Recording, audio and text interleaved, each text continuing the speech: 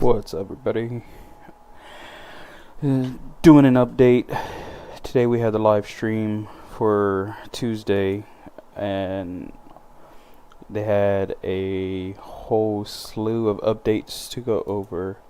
I took some notes over the video. I have the video playing here in the background while I talk. The first thing that's going on is, of course, Moments of Triumph. You can earn a t-shirt based on your performance over the last year's events, raids, dungeons. The more you unlock, the more your Triumph score goes up. And you can order the t-shirt on the website as you unlock it. As you unlock more, you get an emblem in-game. So that's the first thing to go over. The biggest announcement they had that I had the most notes on, I think, is first the Court of Blades. They start talking about that here at 5 minutes, going on 6 minutes, and I'll just skip around through the video. The highlights for this, it's less time consuming activity that can go for up to 10 minutes at the most, maybe. It's called a Court of Blades. It's a reimagined Court of Oryx from D1. If you were part of D1, you'll remember that activity. If not, it's similar to what this activity is. It takes elements from the Nether activity that's currently live in game.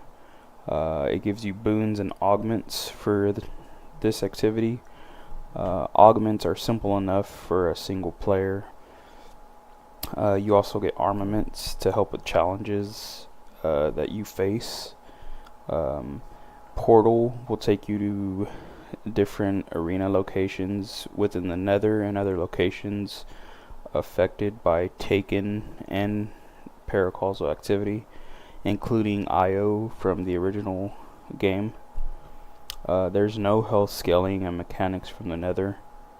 The difficulty escalates after 2 challengers.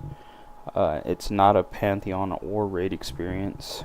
Possible exotic abilities can be purchased as armaments in between your runs. There's a expert version that will have Act 2 weapons, and you'll be able to grab adept weapons with extra perks in that. They saluted the Oryx voice actor for the voice work, but nothing got said about the Xivu or Wrath voice parts that nobody's hearing currently.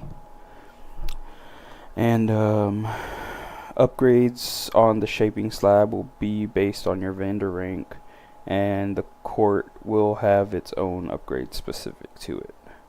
So that's everything I took down for Court of Blades. Next we went to talking about weapons design update. They went pretty in depth on this activity, so we're gonna skip ahead to 17 minutes in. So there's gonna be a strand glaive called Refusal of the Call, a void bow called Anamnesis, a heavy burst sidearm, a submachine gun, and a fusion rifle. The heavy burst sidearm is called Division.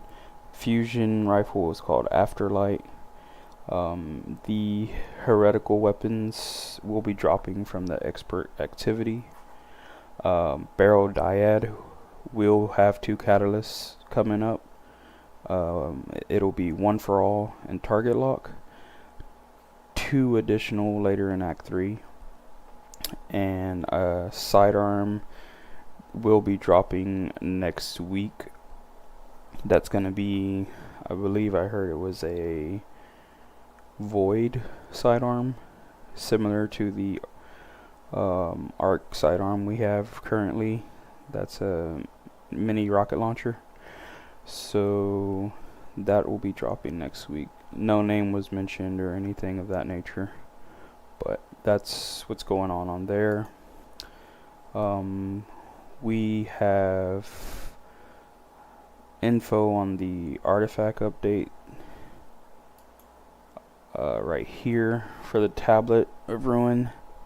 It'll give us overload trace rifle. We'll have beam medic in the second column. Rapid final blows heal you and allies. Powerful combatants increase that amount. Elemental siphon will be that third slot. Rapid final blows with a kinetic weapon or a weapon matching your equipped super. Create an elemental pickup that matches your super. Harsh refraction is going to be the fourth column. You do more damage to targets affected by elemental debuffs. And then the final column is limit break. Casting a super when critically wounded or when you have an elemental buff matching your super element grants increased super damage. So that's what we have looking forward to the artifact. And then in Act 3 it'll be updating for rockets and strand focus. So that's what's coming in that. And then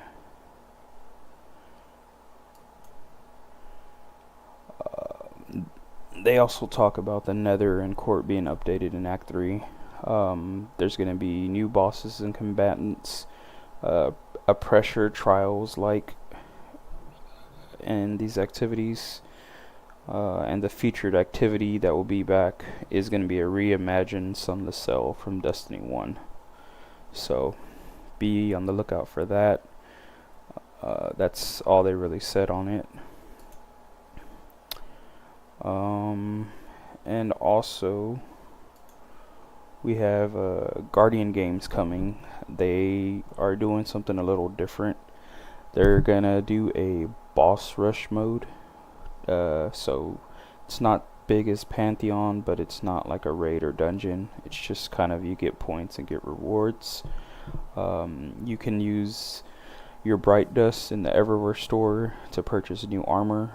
Your Pathfinder and your Triumphs will give you more Bright Dust. You'll get a class item to engage with the event. The specific legendary weapon that comes with it is going to be a arc PV focus, so it'll be very, very heavy in arc abilities on the perks. And then of course you're going to have your Hullabaloo, the grenade launcher that's been released previously, the Taraxipus scout rifle with new perks, and then the Tidal submachine gun also with new perks. And then at the end of it, when everything's said and done, there's a jersey that you can earn once you complete your whole card that you get for the event. From there, they went over Act 3 teasers, a new event that's going to be free to all players, and this was another big portion of the video that they spent a lot of time on. So Rite of the Nine is what it's going to be called. So they kind of broke it up into different sections. This is the emblem for Rite of the Nine. It's going to be free to all players. It's a limited event similar to the Pantheon, it seems, except this one is just going to focus on dungeons. So it's going to focus on Prophecy, Spire of the Watcher, Ghosts of the Deep. The twist to this though is each one is going to have a weak feature. It will have an explorer mode in each dungeon, which brings tooltips and navigation markers, a revive timer of 5 seconds, and a no darkness zone. So this is pretty much a practice to do the harder modes. they have a mode called Ultimatum mode, which is the most challenging, and it will be the equivalent of a contest mode. There's also an Eternity mode, and this mode will give you a score, and based on your deaths for a higher score, you can get better loot. It'll come with a social space, and it's featured here in the video. Right here, so it's called the Third Spire. This is going to be where we go to get our weapons, and it'll change week to week based on what raid is being featured. The earnable weapons is going to be from each dungeon, so they'll have new perks. The weapons will have new skins, and if it's an adept model, it's going to have the shiny, similar to the event they did with when they first introduced Onslaught. So the vendor is going to be the emissary, the one you see at the end of Prophecy right here. So that will be our vendor, where we get our missions and everything from.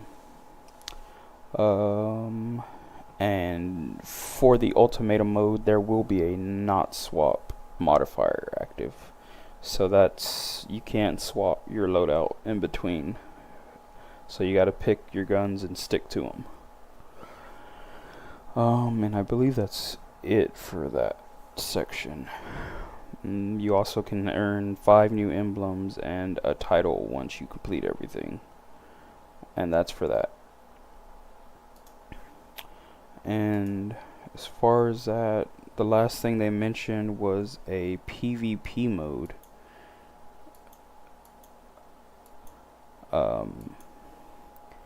Called Heavy Metal. So Heavy Metal is just a mode where you can either be a Drake tank team, or you can be one of these guys, tiptoeing around and boosting around. It's just not a competitive mode, it's just a, you know, kind of relaxing, just do dumb stuff with your friends kind of thing. So that's, I mean, they got a lot of things coming up for the game. A lot of updates. I see this as a positive. There's different things to do,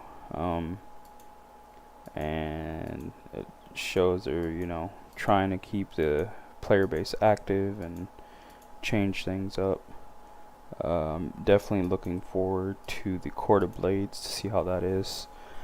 The new weapons, of course, and then the Nether updates that are coming in Act 3. I myself have just been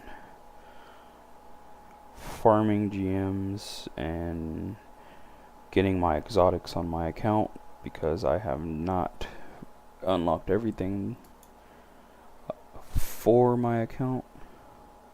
So yeah, that's what I've been doing. Been streaming off and on, and just trying to get as much content out here for you guys as I can.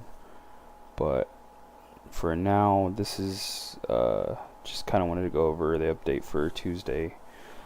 It's late, so if y'all see it, it'll probably be Wednesday, but I wanted to get this out to kind of just, you know, give y'all an update where everything's at for Destiny 2. Next, I'll probably be going into, there's a update release for Magic recently, so I'm gonna go check that one out, and then I'll have that up for you guys here in a bit.